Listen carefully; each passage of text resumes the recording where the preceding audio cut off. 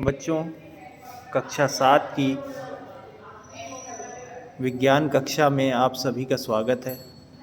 आज हम लोग जो पाठ शुरू करने जा रहे हैं उस अध्याय का नाम है प्रकाश। प्रकाश के बारे में आप सभी लोग जानते हैं कि प्रकाश क्या होता है।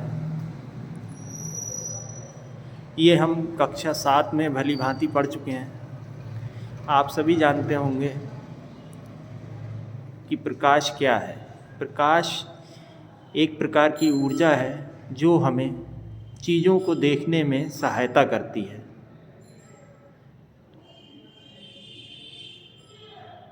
आपने देखा होगा कि यदि आपको किसी अंधेरे कमरे में खड़ा कर दिया जाए तो आपको वहाँ पर कोई भी चीज़ दिखाई नहीं देती है, लेकिन जैसे ही आप वहाँ पर किसी वस्तु की सहायता से रोशनी करते हैं, जैसे बल्ब जलाते हैं या टॉर्च जलाते हैं या मोमबत्ती वगैरह जलाते हैं, तो उस कमरे में प्रकाश फैल जाता है और चीज़ें आपको दिखना शुरू हो जाती हैं। ऐसा कैसे होता है? ऐसा इसलिए होता है कि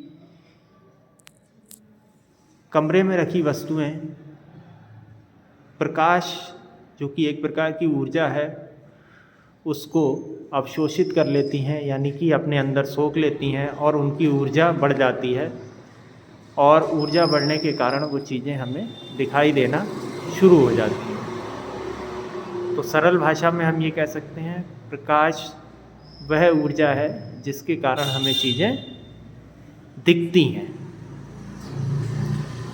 हम सभी जानते हैं कि पृथ्वी पर प्रकाश ऊर्जा का सबसे बड़ा स्रोत क्या है, यानी कि वो चीज़ जिससे हमें सबसे अधिक प्रकाश मिलता है वह है सूर्य, है ना।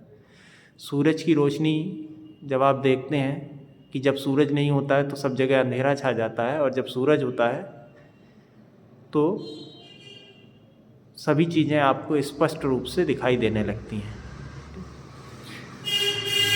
इस पाठ में हम प्रकाश की कुछ महत्वपूर्ण चीज़ों के बारे में अध्ययन करेंगे, जैसे प्रकाश की किरणें।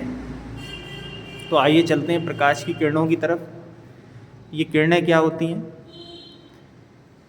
तो हम जानते हैं कि प्रकाश जो है वो हमेशा सीधे रास्ते पर गति करता है, यानी कि सीधी दिशा में चलता है। सीधी दिशा में चलने का अर्थ क्या है? जैसे आप एक टॉर्च लें और टॉर्च को जलाकर किसी चीज़ पर डालें तो आप देखेंगे कि टॉर्च से प्रकाश की जो किरणें निकलती हैं वो बिल्कुल सीधी जाकर उस चीज़ से टकराती हैं, है ना। और अगर आप उस टॉर्च के बीच में कोई रास्ता रख दें या कोई वस्तु ऐसी रख दें जिससे टॉर्च की रोशनी रुक जाए, तो आप देखेंगे कि आगे उस जगह पर अंधेरा छा जाता है। यानी कि प्रकाश जो है वो कभी भी अपना रास्ता नहीं बदलता है। इसी कारण जो हाथ रखा है उसके पीछे उसकी परछाई आ जाती है, लेकिन प्रकाश नहीं होता है। इसको हम ऐसे समझ सकते हैं, मान लीजिए ये मैं अभी आपको एक चित्र के माध्यम से समझाता हूँ।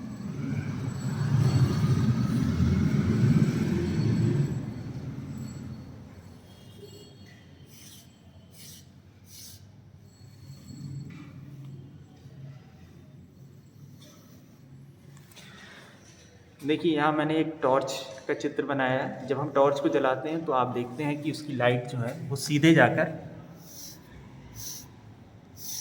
जिस चीज़ पर भी आप टॉर्च का प्रकाश डालते हैं उससे टकराती हैं, है ना।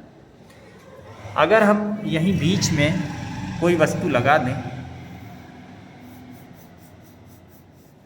अगर हम यहाँ पर बीच में कोई वस्तु रख दें तो आगे जो है प्रकाश आगे नहीं जा पाएगा, यानी कि प्रकाश ऐसे कर नहीं चल सकता। तो प्रकाश जो है वो हमेशा सीधी रेखा में ही गति करता है ना। तो प्रकाश किरणें क्या होती हैं? वो मार्ग का मतलब रास्ता, वह मार्ग या रास्ता जिस पर प्रकाश किसी समांगी माध्यम में गति करता है उसे प्रकाश की किरणें करते हैं, है ना। तो प्रकाश की किरणें क्या हैं? प्रकाश की किरणें और कुछ नहीं बल्कि वो रास्ता है जिस पर प्रकाश चलकर एक स्थान से दूसरे स्थान तक पहुंचता है। ठीक है। फिर देखिए, एक ही दिशा में गति करने वाली प्रकाश किरणों के समूह को किरण पुंज कहते हैं। अब जैसे टॉर्च से यहाँ रोशनी निकल रही है तो देखिए इसमें मैंने 4-5 किरणें बना रखी हैं। इन सभी किरणों का समूह यानी कि इन सभी किरणों को हम इकट्ठा क्या कहेंगे? किरण पुंज, है ना। और ये किरण पुंज भी जो है ये 3 प्रकार के होते हैं। एक होते हैं समानांतर। समानांतर का मतलब क्या होता है? ऐसी किरणें जो एक दूसरे से समान अंतर पर हों। इनको अभी हम चित्र के माध्यम से आगे समझेंगे। दूसरे होते हैं अभिसारी किरण पुंज और तीसरे होते हैं अपसारी किरण पुंज। आइए अब इनको एक चित्र के माध्यम से समझते हैं।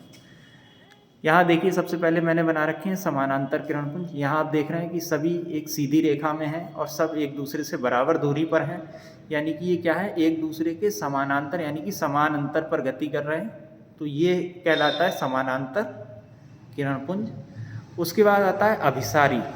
अभिसारी का अर्थ क्या होता है कि एक ही स्थान पर मिलना। तो यहाँ पर आप देखिए सभी किरण पुंज जो हैं वो किसी दूसरी जगह से आकर एक बिंदु O पर मिल रहे हैं। तो इस तरीके के जो किरण पुंज हैं ये अभिसारी किरण पुंज कहलाते हैं। और तीसरा होता है अपसारी। अपसारी का अर्थ होता है कि एक स्थान से किरण पुंज निकल रहे हैं और वो फैल रहे हैं, है ना। तो अभिसारी और अपसारी में अंतर क्या है? अभिसारी में सारे किरण पुंज एक स्थान पर मिलते हैं, जबकि अपसारी के अंदर सारे किरण पुंज एक स्थान से दूसरे स्थान तक जाने में फैलते हैं, है ना। तो एक जगह जो है वो फैलाव हो रहा है और एक जगह संकुचन हो रहा है, यानी कि सिकुड़ रहे हैं। ठीक, तो ये हो गए अभिसारी और अपसारी। ठीक है। अब आइए प्रकाश की एक महत्वपूर्ण घटना के बारे में जानकारी प्राप्त करते हैं, जिसको कहते हैं प्रकाश का परावर्तन। परावर्तन का मतलब क्या होता है? परावर्तन का सरल भाषा में अर्थ है टकरा कर लौट जाना, है ना।